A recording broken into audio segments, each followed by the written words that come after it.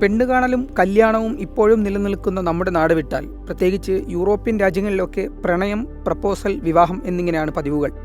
വിവാഹാഭ്യർത്ഥന പലതരത്തിൽ വ്യത്യസ്തമാക്കുകയെന്നത് അവരുടെ പതിവാണ്. ഇത്തരത്തിൽ വളരെ വ്യത്യസ്തമായൊരു വിവാഹാഭ്യർത്ഥനയാണ് ജാപ്പനീസ് ആർട്ടിസ്റ്റ് യാസുഷി തകഹാഷി നടത്തിയത്. ഗൂഗിൾ മാപ്പിൽ GPS ട്രാക്കിങ്ങിലൂടെ നടത്തിയ ഈ വിവാഹാഭ്യർത്ഥന ഗിന്നസ് ബുക്കിലും കയറിപ്പറ്റി. 2008 നടന്ന സംഭവം ഈ അടുത്ത് ഇൻസ്റ്റഗ്രാമിൽ റീലായി പ്രചരിക്കാൻ തുടങ്ങിയതോടെയാണ് വീണ്ടും ചർച്ചയായത്.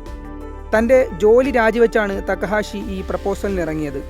ജപ്പാനിലെ ഹൊക്കൈഡോ ദ്വീപിൽ നിന്ന് ആരംഭിച്ച യാത്ര 6 മാസങ്ങൾക്ക് ശേഷം കഗോഷിമയിൽ അവസാനിച്ചു.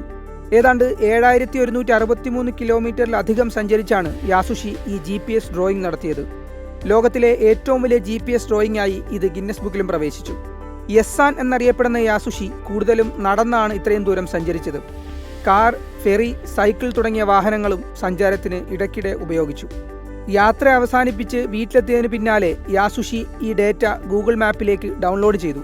തുടർന്ന് തൻ്റെ യാത്രയുടെ മാപ്പ് കാമുകിയെ കാണിച്ചു കൊടുത്തു. അപ്പോഴാണ് കാമുകി ആ പ്രപ്പോസൽ കാണുന്നത്. മാരി മീ എന്നായിരുന്നു പ്രപ്പോസൽ ഡ്രോയിങ്. ഈ പ്രപ്പോസൽ നിരാകരിക്കാൻ കാമുകിക്ക് സാധിച്ചില്ല. മാസങ്ങൾ നീണ്ട തയ്യാറെടുപ്പാണ് യാസുഷി ഇതിനായി നടത്തിയത്.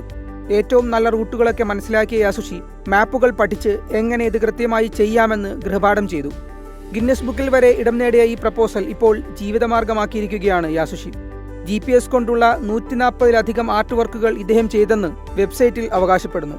ഇതിനായി 24 രാജ്യങ്ങളും 1 ലക്ഷത്തിലധികം കിലോമീറ്ററും യാസുഷി സഞ്ചരിച്ചു എന്നും ഇദ്ദേഹത്തിൻ്റെ വെബ്സൈറ്റിൽ പറയുന്നു.